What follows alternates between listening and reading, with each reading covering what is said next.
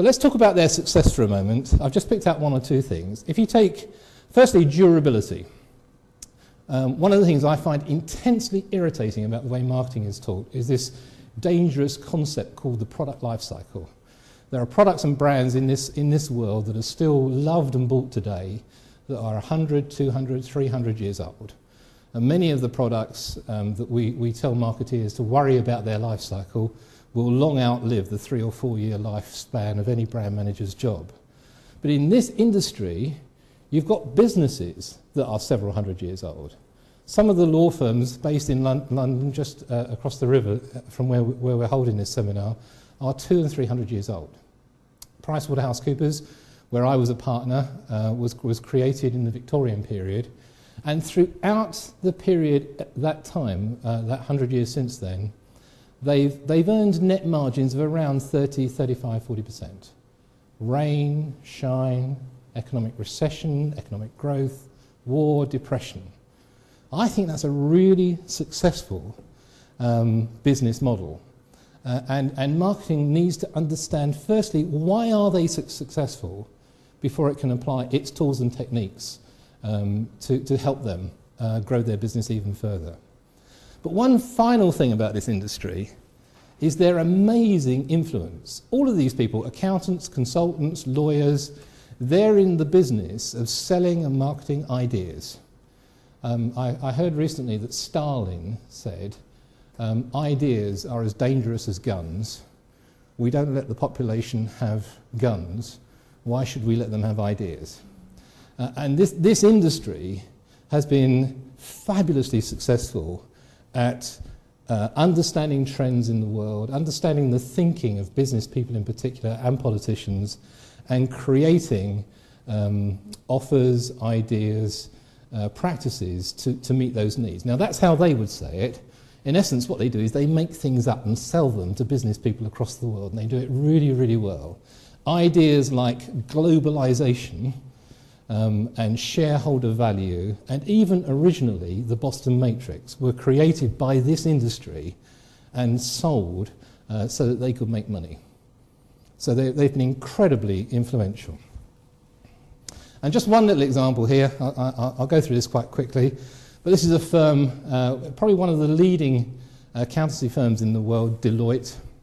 And I just thought I'd show where it came from. He looks very old and Victorian there, but William Deloitte, set up his business in the bankruptcy courts of England in 1845 when he was 25 years old. So he looked very, very different from that picture. And at the time, it's very, very difficult for people today to really understand how revolutionary and scientific the railways were at the time. It was the first time in human history that mankind could go faster than a galloping horse. They created new ideas like holidays and vacations. Here in England, a tiny island, the railways made consistent time a reality for the first time ever. Before the railways, Bristol had a different time to London, for instance. And it doubled the iron manufacturing output of England. They had a fantastic influence across the world.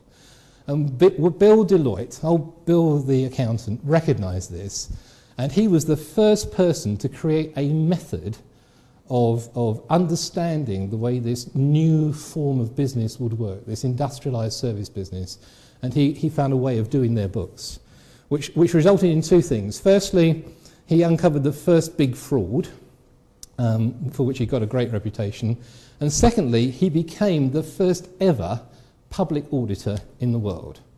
And he took on his first partner a few years later, and he got a reputation for being avant-garde, for exploring new ideas.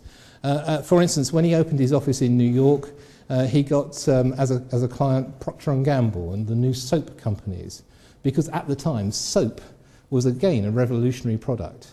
And today, this business that still bears his name 100 years later, they still want to be pushing the envelope, creating new ideas, solving unique problems for their clients. And this is one of the big four accounting companies in the world, employing hundreds of thousands of people with several thousand partners and several $billion worth of revenue just from starting from the energy of this man. And this is typical of many of the professional services firms. Heritage, high margin, intellectual energy, and also run by people who are powerful, intuitive marketeers.